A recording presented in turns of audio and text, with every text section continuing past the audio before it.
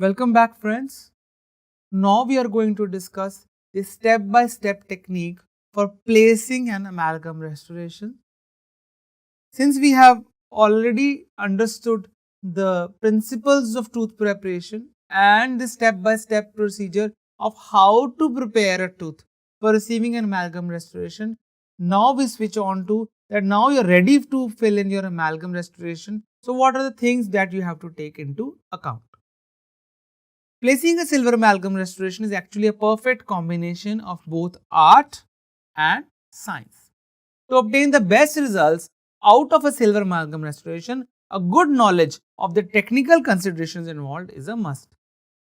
Starting from selection of alloy up to the finishing and polishing of the restoration, each step is discrete and is of utmost importance in its own way.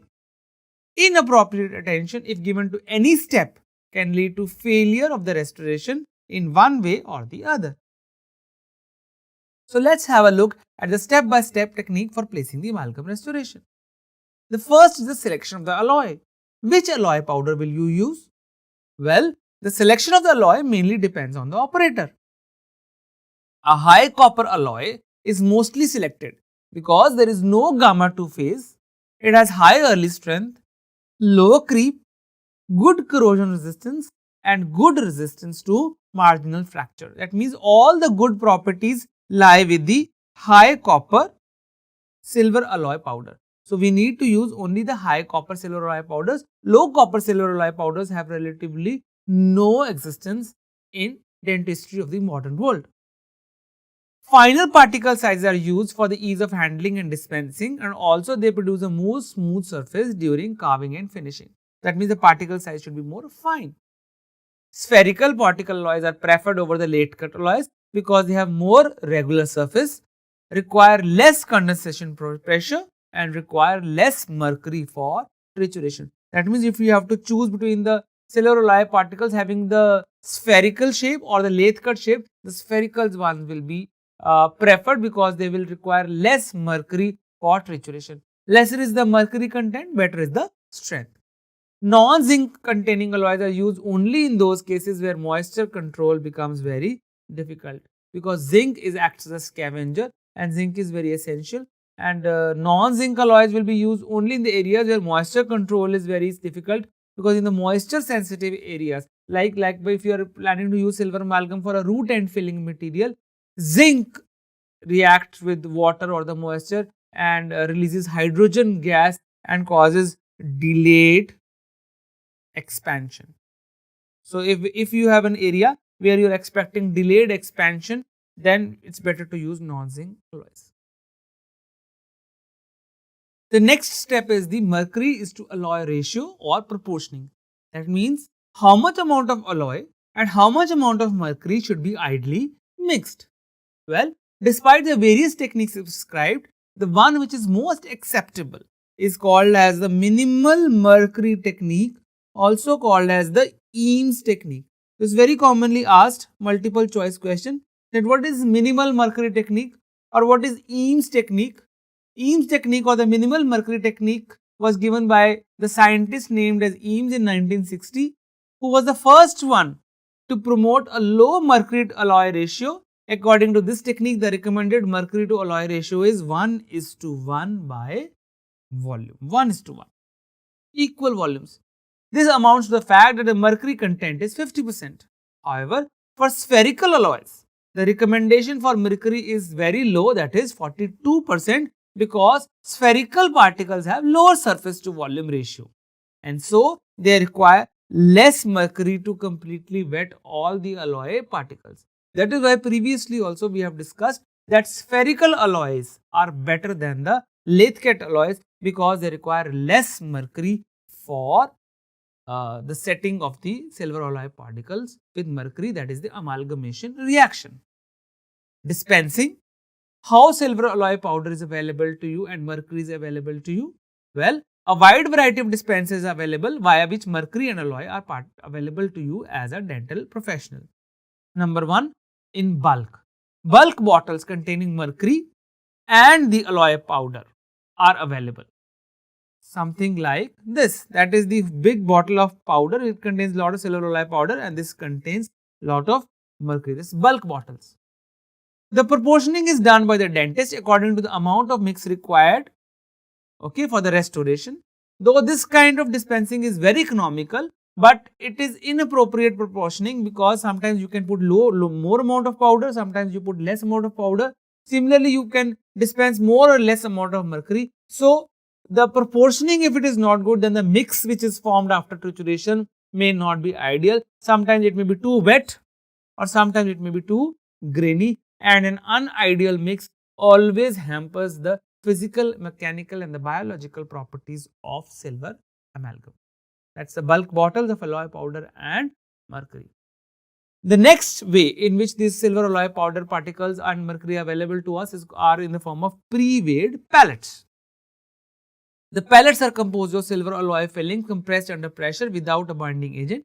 They are supplied to weight ranging from 4.8 to 6 grains per pellet. Since the pellets are pre-formed in a set amount of silver alloy, only the amount of mercury used with each pellet needs to be measured. So, you already have the alloy pellet. What you need to put is a mercury to it. Usually, one pellet is used for a small mix and 2 pellets are used for a larger. Better way of dispensing is in the form of disposable capsules which contain pre-proportioned mercury and alloy. These pre-proportioned capsules contain alloy and mercury in compartments which is separated by a disc or a membrane. I show you a picture. So, this is basically a capsule. There is a septum. This is your partition. One side you have the mercury and the other side you have the alloy. So, when you will compress this capsule, this septum, which is a division, will break and the alloy powder will come in contact with mercury, and then you can put it in a amalgamator and the alloy powder and the mercury get mixed. Okay. In older types, before use, the membrane was ruptured by compression of the capsule and then the capsule was placed in the amalgamator. The newer types are called as self-activating type, which are more convenient but they are more expensive also. In this, the membrane, you don't have to compress the capsule to rupture the membrane. The membrane will rupture on its own as soon as you put the capsule in the amalgamator and the amalgamator starts moving. Okay, this we have already talked about. Then you have the reusable capsules are available, into which amalgam alloy is dispensed as a pellet of pressed powder of standard weight and mercury is dispersed from the automatic dropper bottle. The capsule and its contents are automatically mixed using amalgamator. The amalgamator is designed to oscillate in the figure of 8 pattern. So, these are different kinds of amalgam capsules which are available, and they have a partition in between. One side there is alloy powder, one side there is mercury. When you will put it into an amalgamator, the membrane gets ruptured and the alloy powder comes in contact with mercury, and that is how the trituration happens. Use of capsules is actually very useful to us because the exact amount of alloy powder and the exact amount of mercury which has been measured by the manufacturers using different kinds of machines is already there. So, there is no risk or of disproportioning, or there is no risk that I might put a more amount of powder or I might put more amount of mercury, and we all know that if there is inappropriate amount of alloy and mercury mixed together, either it will lead to a very over soupy mass or it will be leading to very grainy mass, thus hampering the properties of silver amalgam. So, proportioning is very important. Okay. Disposable capsules are advantageous for convenience, saving of the proportion time, minimal contamination and also for the mercury hygiene. For reusable capsules, threaded ones are better than the friction fit as latter may create mercury aerosols in the office atmosphere.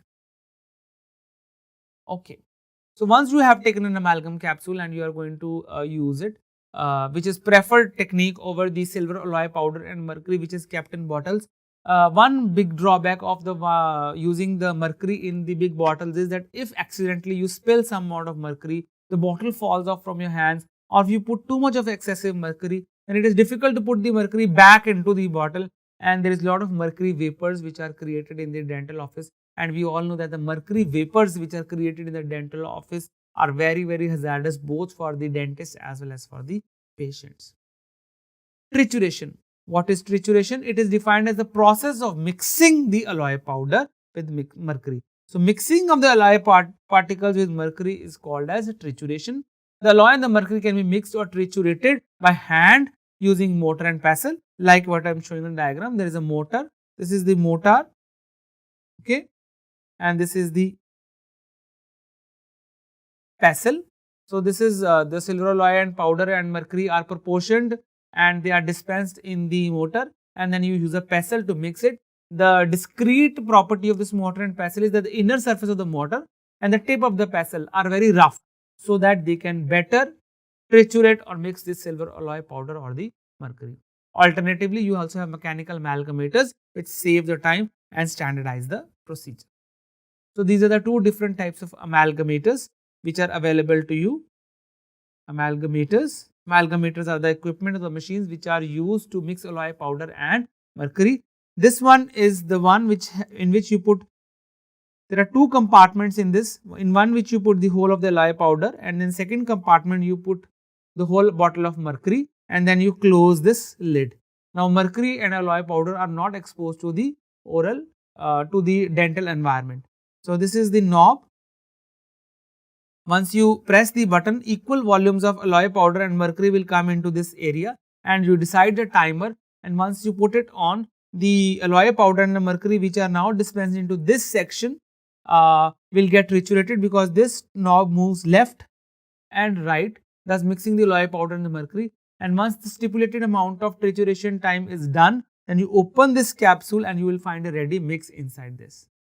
Alternatively, you have this kind of amalgamator which is to be used with amalgam capsules. So, you fit the amalgam capsule into this arm, you adjust the time digitally on this panel, and when you push the start button, this arm of the amalgamator moves left and right, or it can move in a figure of 8 motion. In either of the situations, it is going to mix the alloy powder and the mercury, and thus completing the process of trituration. What are the objectives of trituration? The objective of trituration is to remove the oxides from the powder particle surface, facilitating direct contact between the particles and the mercury. Number 2, to achieve a workable mass of amalgam with minimum time, leaving sufficient time for insertion into the cavity. But this is the main one. This silver and tin, which are the main components of silver alloy powder, they are always gets oxidized, and they will prevent the reaction of silver and tin with mercury. So, once you triturate the oxide of silver and tin, the oxide layer gets removed, and the silver and the tin can now react with mercury to complete the amalgamation process. How do you triturate? We have already discussed. Hand trituration done by use of mortar and pestle. Mortar should rest on a firm base and uniform pressure should be applied during mixing. Time should well be controlled. Surface texture of the mortar and pestle should be rough so as to produce enough friction to remove the oxide layer of the alloy particles. Ensure proper coating of the alloy particles with mercury. So, that is how you put silver alloy powder and mercury into the mortar and mix it with the pestle. Mechanical trituration done by using amalgamators. Amalgamators are of two different principles. The first one, which I have already discussed, this is amalgamator without the use of capsules. In this electrically driven instrument, the alloy powder and the mercury are put in the bulk in the respective compartments provided on the top of the machine. The amount of material and the time of mixing is set manually, and the amalgamator is turned on. The mix can be received from the small projection in front of the amalgamator.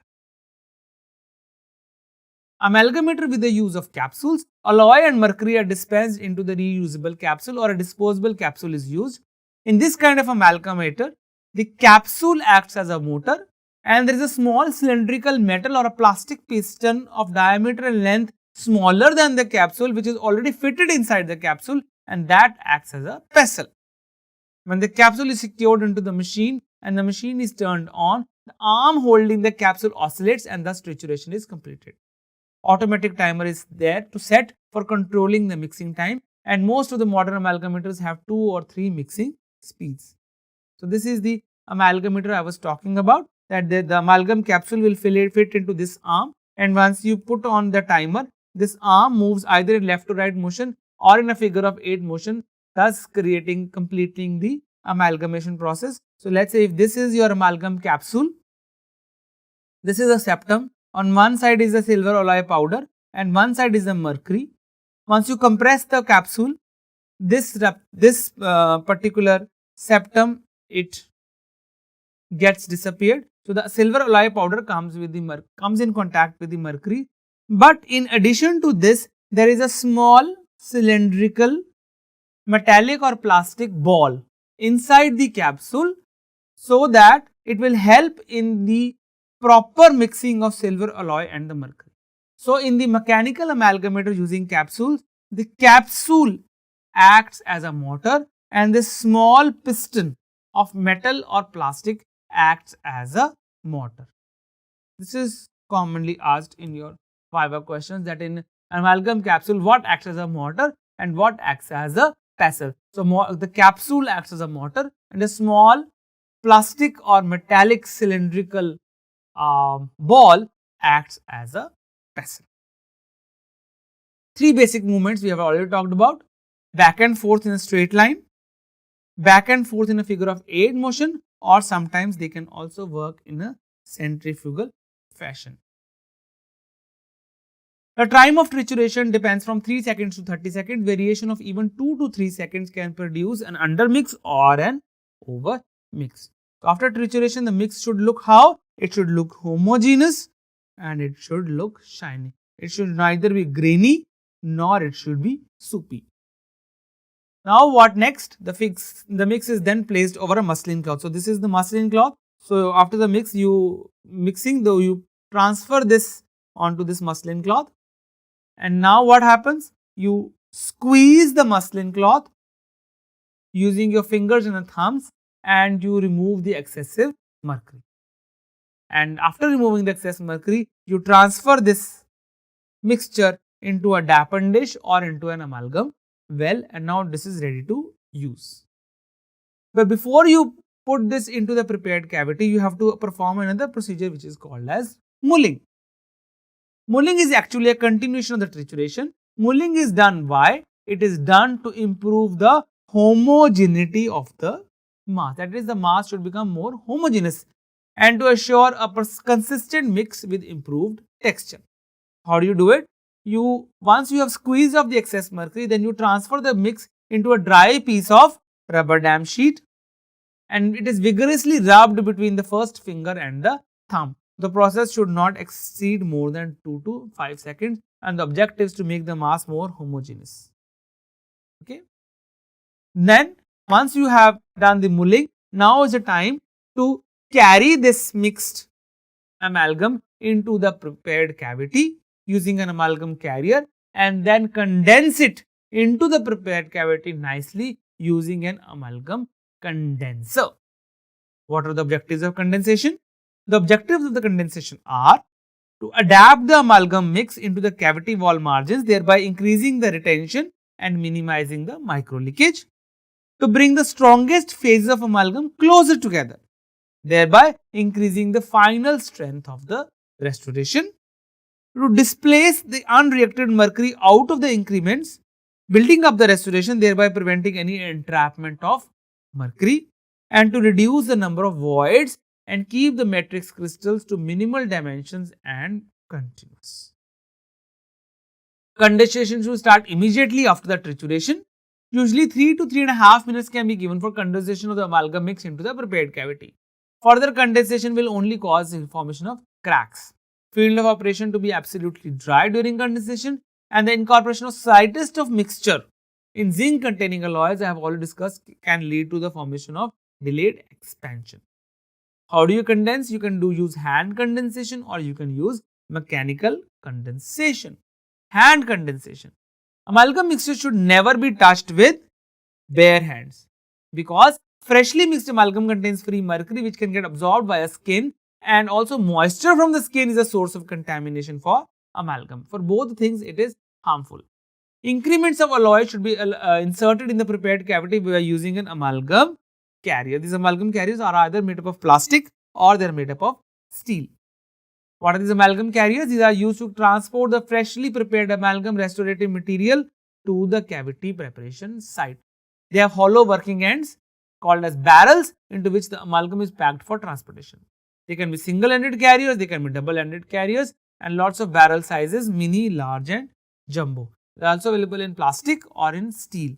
When the lever located on the top of the carrier is pressed, the amalgam is ejected into the tooth preparation. As you can see, that you carry it from the dappen dish and then you place it onto the tooth structure and you press the barrel. Once you press that barrel, the amalgam comes out of this hollow area and from the barrel, and then when you press the lever, the amalgam comes out of the barrel and it gets onto the prepared cavity. And once you do that, you pick up your condenser.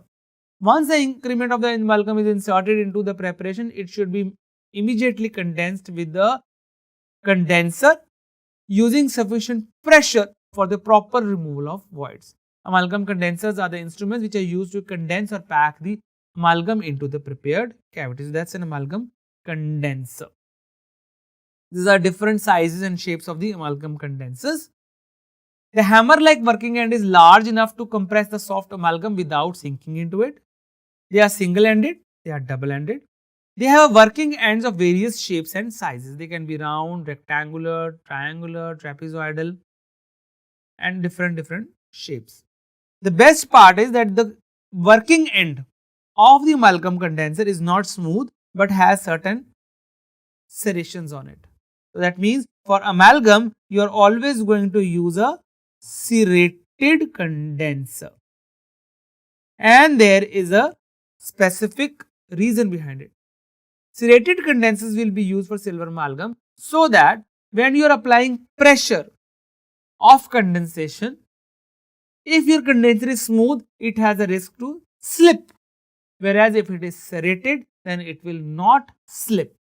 Number 2, the serrations of the condenser will produce indentations in the first layer of amalgam. And when you will put the second layer of amalgam, that second layer will get properly gripped in the interdental indentations created by the first layer, thus providing a better mechanical interlock. So, a better mechanical interlock is created by the serrated surface, plus a serrated surface prevents the slipping of the condenser. How do you select the shape? Shape is selected depending on the ease of adaptation to the walls and the margins. Serrated condensers bite into the material, resulting in better condensation, whereas smooth surface skid over the surface. Condensation is usually started at the central portion of the prepared cavity floor, and then the condenser point is stepped little by little towards the side walls of the cavity. Force required will depend on the shape of the alloy particles. Small size increments should be carried into the cavity. The large increments make it difficult to reduce voids and to adapt the alloy to the cavity walls. After condensation of an increment, the surface should have a shiny appearance. This indicates that there is sufficient amount of mercury present on the surface to diffuse into the next increment which you are going to place on top of it. The procedure of adding the increments is continued till you overfill your cavity. In contrast to the hand condensation or the manual condensation, alternatively you can use the mechanical condensation as well. This is done by using of mechanical condensers which are called as amalgam packers or vibrators. Amalgam packers. Mechanical condensers are more useful and more popular for condensing lathe cut alloys as compared to the ones used by while using the spherical alloys. Ultrasonic condensers are not recommended because during condensation they increase the mercury vapor level to the values above the safety standards of mercury in the dental office. So, ultrasonic condensers should not be used because they form mercury vapors. Time and again I have been saying that the condensation of silver amalgam is done using a condenser which has to be done with a sufficient pressure. Now, the question is, how much is the ideal pressure? The area of the condenser face and the force exerted on it by the dentist will govern the condensation pressure, which is measured as force per unit area. small condensers will produce greater pressure on the amalgam. For example, a condenser with 2 mm diameter results in the condensation pressure of 13.8 megapascals when a thrust of 44 newtons is exerted. In contrast, a 3.5 mm diameter, that is a larger condenser, will result in the condensation pressure of only 4.6 megapascals when the same thrust is applied. That means condensation pressure will be more if the diameter of the condenser is less. Force of 15 pounds, that is 66.7 newtons, is recommended for condensation. Shape of the condenser point should conform to the area under the condensation. For example, round condenser will be used in the occlusal part of the cavity, whereas when you go towards the proximal box of a class 2 cavity, you have to use a rectangular type or a parallelogram type of amalgam condenser. After you have condensed your silver amalgam, now is the time for the next procedure, which is called as burnishing. What is burnishing? Burnishing is a process in which smooth, rigid instrument is used for smoothing the restoration surface which has become rough by carving. Now there is a big conflict that whether burnishing should be done first or carving should be done first. If you do carving first before the burnishing, then the whole effect of carving is gone when you burnish later on. Oppositely, if you are doing burnishing before the carving, then what happens is the carving leads to the formation of rough surface. This has led to a two-step conceptual carving and burnishing, that is called as the pre-carve burnishing and the post-carve burnishing. That is burnishing which is done before the carving, then you do the carving procedure, then after carving you do a second stage of burnishing, that is called as the post-carve burnishing, so as to have the best of both carving as well as burnishing. What are the objectives of burnishing? Burnishing is a continuation of condensation, in that it will further reduce the size and the number of voids on the critical surface and marginal areas of amalgam. It brings any excess mercury to the surface, which can be later discarded during carving.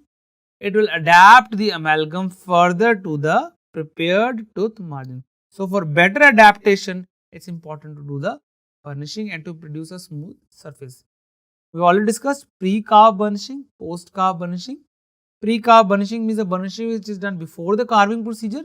Post-carve burnishing is the burnishing which is done after the carving procedure. Pre-carve burnishing. Pre-carve burnishing is done before you start the carving procedure. It is actually a continuation of the condensation process.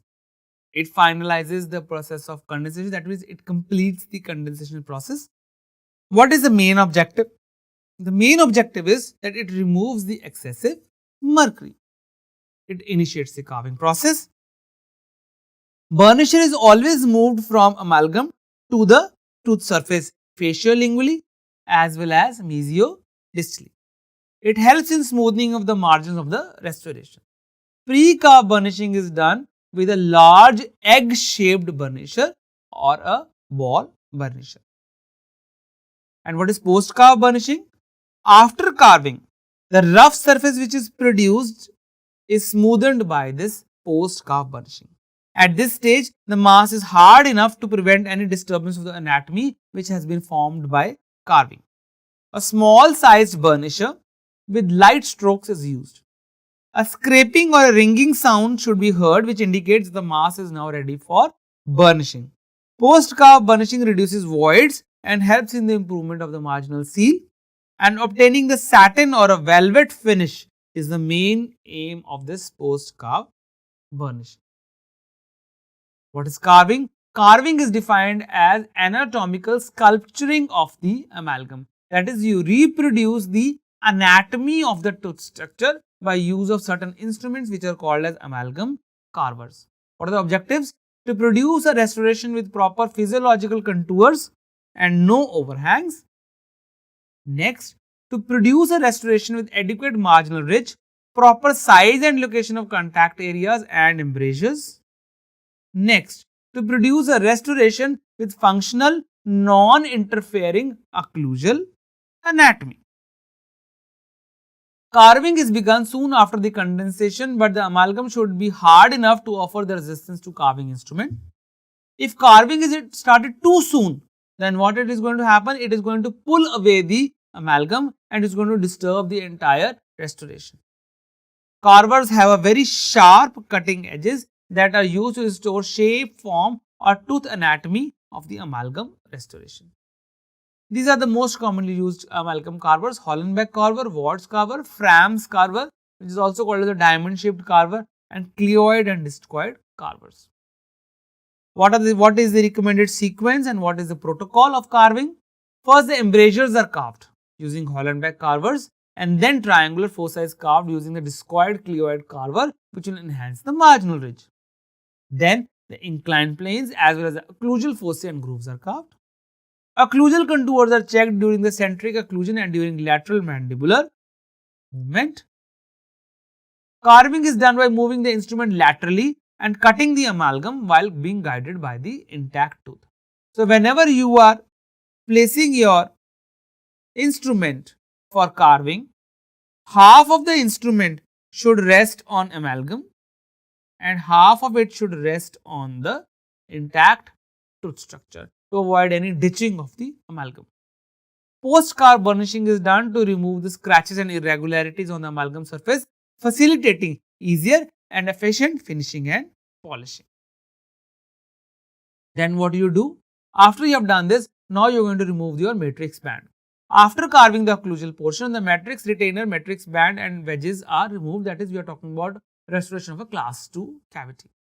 The proximal surface at this point should be well formed with proper contact evident and minimal carving required except to remove a small possible amount of excessive amalgam which is present in the gingival area.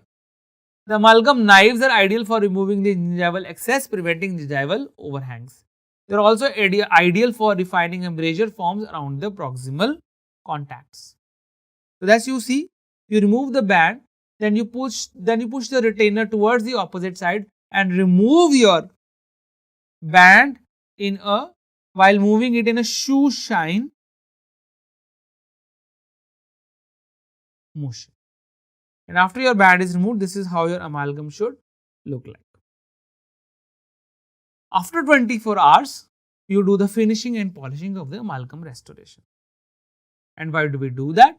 Well, we do that so that it becomes so smooth as to reduce the plaque accumulation and decrease the chance of any secondary caries.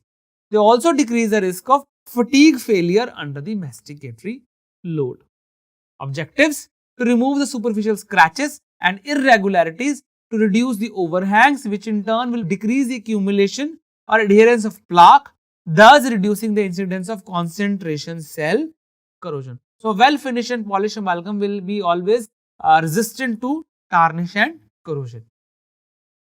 The significance of polishing can be realized from the study done by Vance et al. In 1982, who showed that the hardness and the strength of amalgam improved significantly after polishing.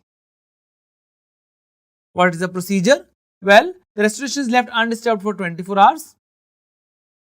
This time period is recommended to allow for the complete setting of silver amalgam. Patient is cautioned that heavy biting force should not be applied to the filling for 7 to 8 hours because 70% of the compressive strength is achieved in this time.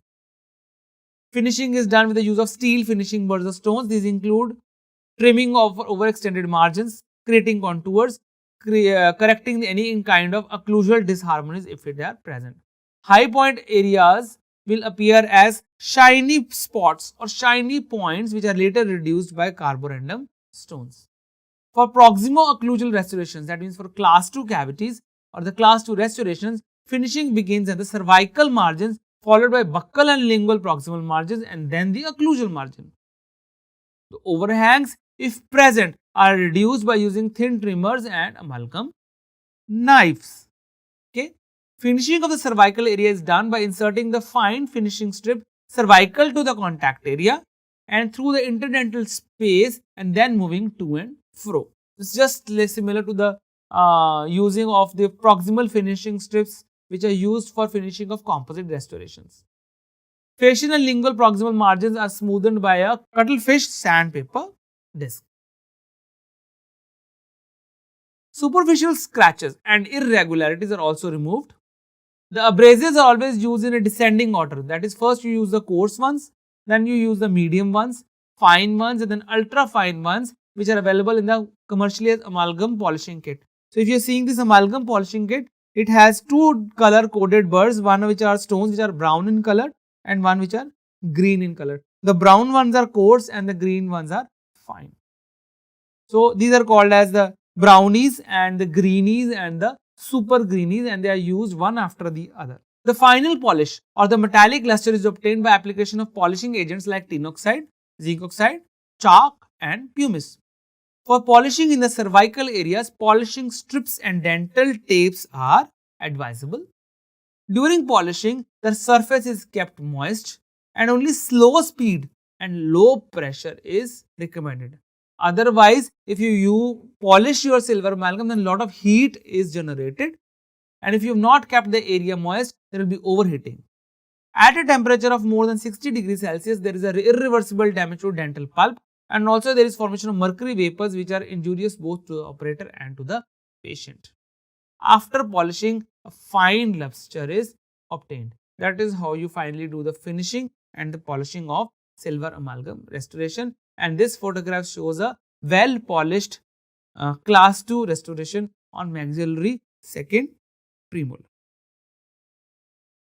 What are the hazards during finishing and polishing? If you don't take sufficient protocol, if you are using too much of speed, too much of pressure, if you are not using moist areas, then what happens? There is formation of aerosols of mercury which are hazardous. High temperature can damage the pulp. High temperature can bring more mercury on the surface, causing early staining. High temperature may produce mercury vapors which are hazardous when inhaled. So that is all about start to finish the step-by-step technique of placing an amalgam restoration, starting from proportioning up to the finishing and polishing of the restoration. Thank you very much.